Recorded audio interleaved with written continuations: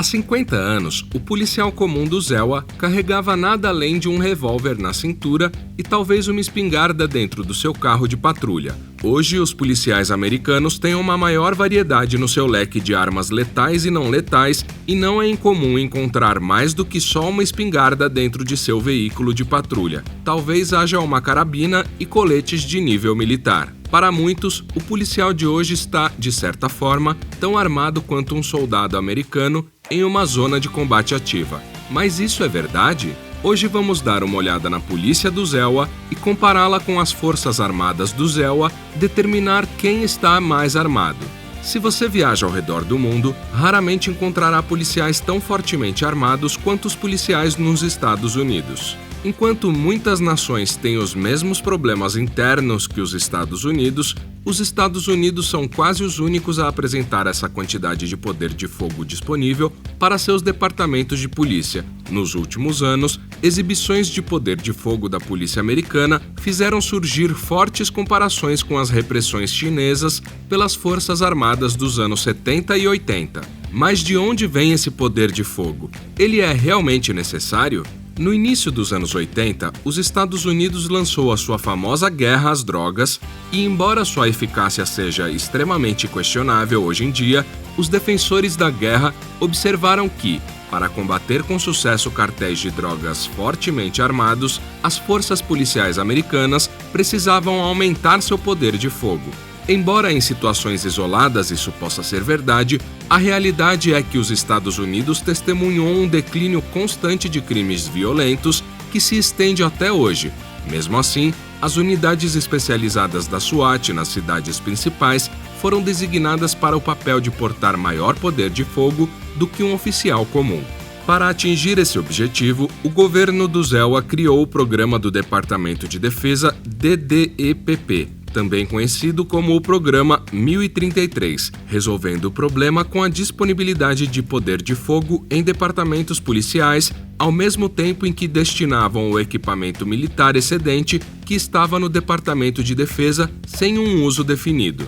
Em 1990, o programa entrou em vigor como parte da Lei de Autorização de Defesa Nacional e permitiu ao Pentágono transferir equipamento militar para os departamentos de polícia em casos adequados para as atividades antidrogas. As doações iniciais totalizaram $1 milhão em 1990 em equipamentos militares necessários para os departamentos de polícia das grandes cidades que enfrentavam muita violência com o combate às drogas. Mas em 2013, o programa distribuiria $450 milhões em doações anualmente. Sem um aumento sério de crimes violentos, como justificar o aumento dramático do equipamento militar disponibilizado aos departamentos de polícia? Responderemos a essa pergunta, mas primeiro, precisamos avaliar por que o programa foi iniciado. Com a guerra às drogas em pleno vigor, os cartéis que operavam dentro dos Estados Unidos começaram a proteger suas operações com pessoas mais fortemente armadas. Os crimes violentos podem estar em declínio em todo o país, mas os cartéis de drogas e suas vastas redes representavam uma ameaça muito séria que muitas vezes não podia ser enfrentada por oficiais de patente. Em resposta ao aumento de ameaças, as equipes da SWAT, oficiais de armas e táticas especiais, foram estabelecidas em todos os principais departamentos de polícia, mas logo solicitaram melhores equipamentos para que pudessem nivelar o jogo contra os agentes criminosos de cartéis que estavam fortemente armados. Com a aprovação do Programa 1033, as equipes da SWAT nas principais cidades finalmente tiveram a resposta para seus problemas e logo estavam sendo armados com coletes, veículos e armas de nível militar. A realidade é que a propagação de poder de fogo cada vez maior nas redes criminosas do país exigia que todos os principais departamentos de polícia tivessem a capacidade da SWAT, e esses oficiais da SWAT deveriam estar armados com força suficiente para neutralizar qualquer ameaça em potencial. Esse é o senso comum sobre o policiamento e, inicialmente, o Programa 1033 ajudou a alcançar esse objetivo. No entanto, quando os anos 2000 chegaram e a guerra contra o terror começou, o Programa 1033 começou a se desenrolar descontroladamente, com a criação do Departamento de Segurança Interna uma de suas primeiras prioridades foi preparar departamentos policiais locais para combater ameaças terroristas. Os policiais de rua são normalmente a última linha de defesa contra uma ameaça terrorista, depois que as agências de inteligência e as forças militares estrangeiras não conseguem detectar e impedir um ataque. Então faz sentido preparar departamentos de polícia para identificar e neutralizar ameaças terroristas. No entanto, o problema surgiu quando os departamentos de polícia começaram a pedir mais equipamentos militares do que o necessário para combater uma ameaça terrorista, e a culpa não é inteiramente da polícia. Com a criação do Departamento de Segurança Interna e suas prioridades para combater o terrorismo em casa, os departamentos de polícia de todo o país receberam do 1033 doações maiores, mas as doações vieram com duas regras específicas. Antes de tudo, o equipamento adquirido por meio dessa concessão deveria ser usado dentro de 1 ano após a aquisição, ou então deveria ser devolvido. Isso foi feito para garantir que os departamentos de polícia não ficassem animados demais com as armas e começassem a adquirir todo tipo de equipamento que era completamente desnecessário. O problema é que foi exatamente isso que os departamentos de polícia fizeram. Assim, tendo adquirido equipamentos de fuzis de assalto a veículos blindados, eles agora precisavam usá-los em operações policiais ativas ou então seriam levados embora. Assim, os departamentos de polícia de todo o país tiveram que pedir desculpas por suas compras de equipamento militares e começaram a empregar policiais em armaduras corporais equipados com rifles de assalto e andando dentro de veículos blindados para tudo, desde a execução de mandados básicos de busca até o monitoramento de protestos pacíficos. O equipamento originalmente destinado a ser usado apenas em emergências extremas contra criminosos fortemente armados estava sendo integrado ao trabalho de rotina da polícia, pois se não fosse, o departamento de polícia perderia todo esse equipamento 1 ano após a sua compra. Obviamente, isso não faz muito sentido, pois crimes violentos que exigem equipamentos de nível militar não acontecem todos os anos.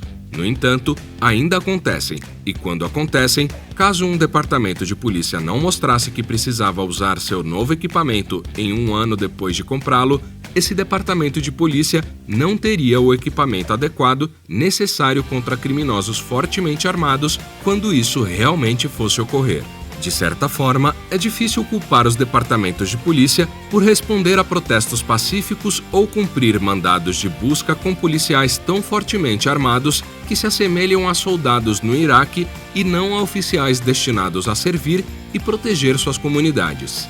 No entanto, por outro lado, essas demonstrações de força no nível militar assustaram muitos americanos e provocaram um profundo sentimento de desconfiança entre o público e os departamentos de polícia desse país.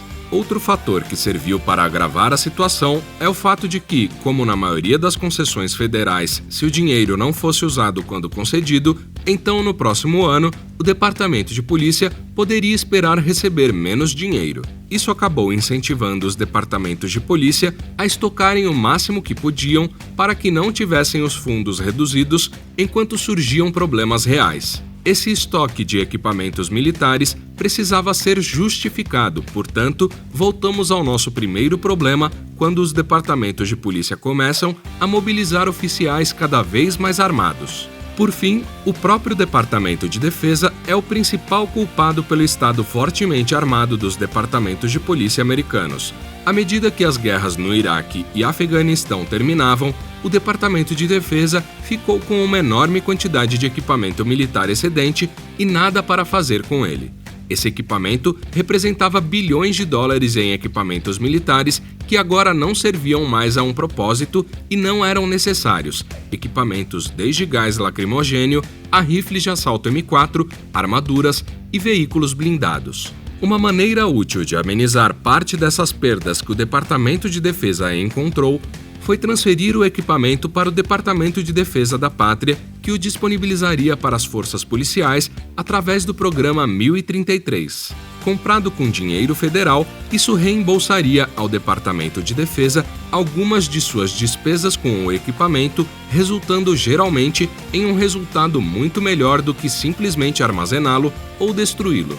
Isso durou anos e só parou em 2015, quando o presidente Barack Obama ordenou o fim da transferência de equipamentos militares do Departamento de Defesa, alertando o departamento de que precisaria encontrar outra maneira de lidar com seus superávites de guerra. Infelizmente, até então bilhões de dólares em equipamentos já haviam chegado às mãos dos departamentos de polícia de todo o país e, como descobrimos hoje, todos esses departamentos precisariam justificar essas compras usando-as dentro de um ano após a aquisição. O profundamente problemático Programa 1033 é a razão pela qual uma pequena cidade do Colorado, com 300 habitantes, possui um departamento de polícia equipado com um veículo blindado protegido contra emboscadas e resistente a minas. Também explica o porquê dos oficiais executarem mandados de prisão ou busca utilizando forte armamento como os soldados de infantaria americanos. Os defensores do programa argumentam que os departamentos de polícia